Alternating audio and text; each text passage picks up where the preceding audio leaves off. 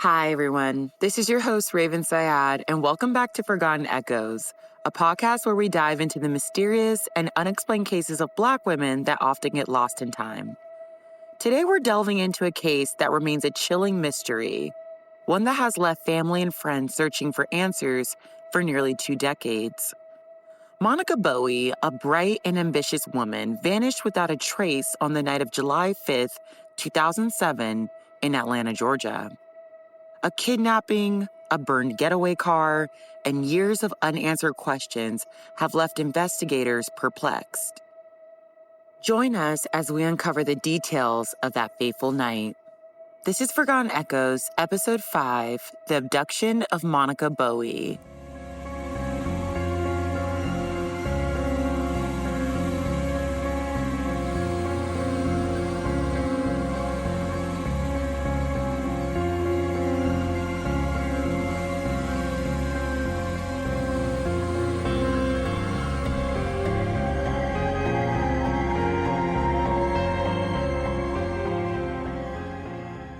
Sources for today's episode include creativeloafing.com, Pittsburgh Post-Gazette, The Charlie Project, archives.fbi.gov, Channel 11 News, tapatalk.com, and Name Us. Now let's get into the case. When we hear the word abduction, most people imagine a child being lured into a creepy old van, never to be seen again. The thought of an adult, especially those over 30, falling victim to abductions rarely crosses our minds. Even rarer are cases where we know precisely when and where the person was taken. Yet that's exactly what happened on a warm summer night in a quiet suburban neighborhood in Northeast Atlanta. Monica Renee Bowie was described as an outgoing, free-spirited, and an energetic girl growing up with her mother Linda Howard, her stepfather James, and her brother and 2 sisters. Her mother knew from a young age that Monica would be all right, as she was incredibly independent from the very beginning. Growing up in a middle-class neighborhood on the north side of Pittsburgh, Monica was the epitome of sophistication and ambition, and was a natural-born leader. Her cousin, Letitia Ellis, said, quote, "If you sat with Monica, she would just wow you," quote. And that's an understatement. After graduating high school at Perry Traditional Academy, she attended Cheyney University of Pennsylvania, where she earned this prestigious title of class valedictorian after graduating with her accounting degree in 1996. Eager to embark on a new chapter, and in the spirit of starting fresh, Monica relocated to Delaware after accepting an accounting job with Mitsubishi. And after that, she settled in Atlanta and moved in with her best friend in 2003. Even with relocating, she remained deeply connected with her stepfather, her mother, and her siblings. Upon arriving in Atlanta, Monica put her entrepreneurial spirit to good use and started 2 businesses, a clothing company called La Coca Clothing and an event planning and hip-hop promotions company named Go-To Girls Production Incorporated. But starting those businesses wasn't cheap, and Monica needed money to fund them, and fast. And that's when she got the idea to briefly work as an exotic dancer at the Blue Flame in Atlanta. And when I say briefly, I mean less than 2 months or so. Even with her being an exotic dancer for such a short period of time, in true Monica fashion, she networked with as many people as she could. And while rubbing shoulders with some of Atlanta's top rappers, celebs, and business leaders, she met Mark. Mark had a business of his own and wanted to use Monica's accounting services and hire her to work for him. And as the businesswoman she was, Monica accepted and left the Blue Flame for good. Fast forward, and what started off as a professional relationship quickly turned romantic, and Mark proposed to Monica. But just months later, she would call off the wedding. From the reports I've read, they've remained friends, or at least were civil with each other, and the reason for the breakup was due to Monica wanting to focus on growing her businesses, and so she did. By 2007, Monica had moved alone to Buckhead, Georgia, and it seemed her dreams were finally coming into fruition. Not only did she have her accounting degree, she was building a strong clientele. Her 2 businesses were thriving. All was well. I'm just going to add my personal commentary in here and just recap the last 5 minutes or so of me talking. Monica just totally gives early 2000s girl boss vibes. Like, from an early age, it's really awesome to see the way her family speaks about her and how she was super independent. And like, from the very beginning, she set this tone and this standard in her life that is just nothing but grit, drive, and hustle. Like, valedictorian in college, graduates with an accounting degree, and then she just still has this drive. She leaves, she moves to Delaware for a job. Whatever the reason is, she then comes to Atlanta. Like, she leaves her hometown fairly quickly after college and just like embarks on a new journey. And I mean, that's tough. That takes a lot of guts. And, it just takes a lot of hustle to be able to do in your mid-20s or whatever the case is. So the fact that she's in Atlanta, she's thriving, she's then hustling, she knows she needs money for these jobs. And I mean, it's just all really, really cool to see. And it speaks a lot to the way her family and friends describe her. I did want to speak on her being a dancer for a short period of time because I saw in a lot of reports people really got this one wrong. I saw people say in reports that she had been a dancer for up to 6 months, 3 months, 5 months. And really, when it boils down to it, her lawyer and family have confirmed that it was at that 6-week mark or so. Like, I mean, it was less than 2 months that she was an exotic dancer. And I think that's important because we'll hear a little bit about this later on in the case. But I think that people kind of dubbed her as an exotic dancer. Like, as soon as they heard that, that was like the name or the title that people were sticking to when they thought of Monica Bowie. And she was so much more than that. And she did it for such a short period of time. There's nothing wrong with exotic dancing, but she was doing other things, and there was a very specific reason she jumped into it to begin with. She was doing it to essentially create some type of revenue for her businesses. And once that was accomplished and she was able to network with the right people, she got out pretty quickly. I also saw in reports the Blue Flame owner essentially labeled her as like a really sweet girl, a good girl, and she was super ambitious, which I thought spoke a lot because she only knew her for, a little over a month, and she just essentially labeled her as like a good girl, really sweet girl, really ambitious. Like, she knew why she was there. So just wanted to like kind of clear that up because I saw that in a lot of reports, and I was like, she was more than that. And there was a very specific reason she was doing exotic dancing. Also, with her meeting Mark and calling off that engagement, it looks like that they remained friends. There was nothing wrong or, nothing bad or dramatic happened. Relationships just end. So there's that. At this point, Monica had established herself in ways she couldn't have dreamed of. She was a successful accountant with several clients while also running 2 businesses. And the good times kept rolling in because soon after moving to Buckhead, Monica met salesman Shernada Rico Walter. And while Monica and Rico were head over heels for each other, they quickly were engaged. Soon after getting engaged, Monica found herself in an unpredictable circumstance. On June 20th of 2007, Rico asked to borrow her car to run a quick errand, and Monica said that was fine. She had no idea that her day would be completely ruined because soon after borrowing her car, police noticed Rico smelled like marijuana and demanded he show them his car in the nearby parking lot. When they asked Rico to essentially consent to a search of the vehicle, he expressed the car wasn't his and called Monica. The police did end up searching the car, and they found a firearm, marijuana, and money. And both him and Monica were arrested. Now, due to having a clean record and denying knowing anything about the contraband in the car, Monica was released and all charges against her were eventually dropped. But the same can't be said about Rico. He was held in the Fulton County Jail as the possession of a firearm violated his parole from a drug offense just 2 years prior. Now, I'd expect most people to run for the hills if they were Monica, but as the saying goes, love makes you do crazy things, and she was sticking beside Rico, even while not exactly knowing when he'd get out of jail. Once again, let's recap the last 5 minutes or so because a lot has happened.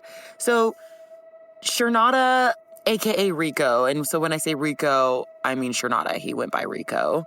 I think that Monica had a thing she had a very specific type because it seems like maybe he was a little bit of a bad boy, but they were head over heels for each other. And you'll hear in the case later on, Shernada loved Monica and Monica loved her some Rico. So love that for her. She had no problem pulling them in and making them pull out that ring. So I'm not mad at her. I see two things here. Originally, when I read this report and I was going over this case, I was like dumbfounded that police essentially just like walk by Rico and he smells like marijuana and they're immediately like, show me where your car is. And then they, without a warrant, are like, we're searching this car, and he does it and then they're arrested. Like, what the heck? And I mean, I still do feel like that. Like, what the heck? Just because someone smells like marijuana doesn't mean you follow them, ask them to take them to his car and then search the car. There's a lot of points there. He should have said no, no, and no. But I also understand the reality of early 2000s, Atlanta, being Black, etc. Now, on the opposite side of this, in further reports, Rico was found walking on Kempleton Road. Now, and this isn't necessarily factual or proven factual because this was down my Reddit sleuth and just different web sleuths post. But that road is essentially a little sketchy and shady. Atlanta folks, get back to me in the comments. Do we know anything about Campbellton Road? Because apparently it's still around and it's not known as a very nice street. Apparently this road is frequented by people that are looking for drugs, people that are selling drugs, etc. So knowing that background knowledge, it might make a little bit more sense why police were in the area and then kind of saw Rico. I don't know if they scouted him out or just walked by him. Maybe, I don't know. But essentially, they do find, the firearm, the money, and the marijuana in the car. And he had no business holding a firearm or being in a possession of a firearm because that violated his parole. They really didn't talk about the weed after that. The weed wasn't a big piece of the report because I don't think it was a substantial amount. It was just really him having the firearm. So wanted to clear that up. Campbellton Road is talked about a lot in these posts, and a lot of the theories as to what ends up happening to Monica kind of ties back to this road. So if you know anything about this, Atlanta folk, people that used to live in Atlanta, get back to me in the comments. I love to hear more about it. After getting out of jail, Monica called her mother and filled her in on the situation, and she doubled down that she would still be marrying Rico and was excitingly speaking about wedding plans, not realizing that would be the last time anyone would hear from her. On July 5th, 2007, it was an ordinary summer night in Atlanta until it wasn't. That morning, Monica went to visit her attorney, Gerald Griggs, to go over her arrest and just doubling down that she was in good standing with the law and everything was okay. Her attorney made a note that she was acting normal and was even in good spirits when she left his office that Thursday around 4 p.m. or so. Later that evening, Monica went out with her friends and was dropped back off at home to the Berkshires at Lenox Park Apartments, a gated complex near Lenox Road in an upscale part of the city. At approximately 11 p.m., neighbors heard something alarming, screams for help, over and over. Witnesses later recalled seeing Monica being forced into what looked like a maroon 2002 Pontiac Grand Prix outside of her apartments. Despite the horrifying nature of the event, no one was able to stop the abduction in time. By the time authorities were alerted, Monica was gone. As the screams became unbearable to write off, several 911 calls were placed during and after the abduction. The Dekalb County Police came by to check out the scene, and what they found was grim, to say the least. It was pretty obvious. Monica fought for her life. Monica's purse, a broken perfume bottle, a green jacket, a box of to-go chicken wings, fake nails, jewelry, and folders with paperwork in it was found scattered across the floor. When investigators spoke with bystanders, 5 witnesses came forward and said they heard the commotion and looked outside, only to see a woman being forcibly taken. One of her neighbors made this comment when describing the incident, quote, "All my windows were shut, my door was shut, and I live on the 2nd floor. But you could still hear the shrills like she was in my house. I mean, that's how loud she was screaming," quote. Witnesses later told police that Monica was abducted by 2 black men, both believed to be in their late 20s or 30s. One of the suspects was described as heavier with a beard, and the other one was smaller. The vehicle they used was officially identified as a maroon 2002 Mercury Sable. Fortunately, one quick-thinking witness managed to jot down the license plate number while alerting authorities. And if you're feeling like me at this point, you're mortified. When I read this case, I was just shocked. Like, I'm at loss for words, because when you think of abduction, you think of a child. You might even think of a teenager, but you're not thinking of a 34-year-old woman in an apartment complex with multiple witnesses. I mean, they were even able to essentially give a physical description of the presumed kidnappers and provide a license plate of the getaway car. And you just don't see that happen. And the fact that this is unsolved is the most chilling piece of this entire case, because the witness testimonies are just so detail-oriented. And I mean, the fact that the one neighbor says it sounded like shrills were coming from within his home. That's how loud she was screaming. The fact that her fake nails were found scattered on the floor, like she was fighting for her life, and that didn't stop them from taking her. And I mean, shout out to the witnesses and just the bystanders that gave their testimony to the Dekalb County Police Department, because we don't see that all the time. And they did a great job at identifying who the presumed assailants were, getting the license plate number, providing a physical description. I mean, they did a great job. And even though they weren't able to actually stop the abduction, because it was 11 o'clock at night, I'm sure not a lot of people were outside, they were able to be of value and provide detailed accounts of what they heard at that time. So I think that was really awesome to see, and we don't see that all the time. Now, unlike other cases we see, police were able to hit the ground running with Monica's case fairly quickly because they found her purse and paperwork on the floor, which clearly said her name. Her mother, Linda Howard, was contacted 2 days after her daughter's abduction by police and was told a story no parent could imagine hearing. This sent Linda into immediate shock, and she, along with her sister, hopped in the car and made the long journey from Pittsburgh to Atlanta. Speaking to Channel 11 News, Linda stated, quote, "I can't afford the plane tickets to get to Atlanta, but I am determined to get there and get some answers," Howard said. "I'm pleading for help in any kind of way. I have a way to get there today. I'm relying on my faith that my daughter will be okay," quote.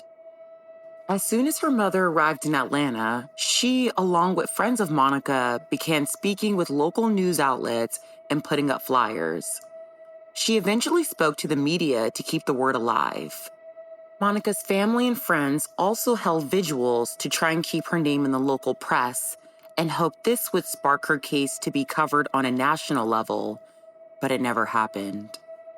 While her mother pleaded for her daughter's safe return, Monica's attorney Gerald Griggs described Bowie as, quote, "an upstanding member of the community who owned several businesses."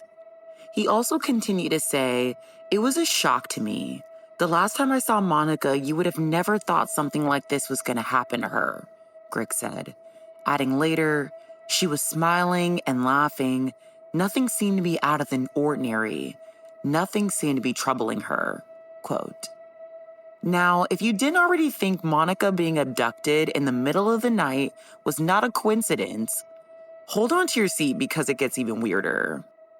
The following day, police found the suspected getaway vehicle burned and abandoned in an apartment complex in East Point, Georgia. It was a chilling discovery. It turns out the car had actually been stolen, and when police tracked down the owner, they mentioned a friend had borrowed it and just never returned it. That friend was none other than 24-year-old Jasper Keels. Almost immediately, Jasper was arrested and charged with theft for taking the car, as well as drug charges because police found marijuana in the back seat.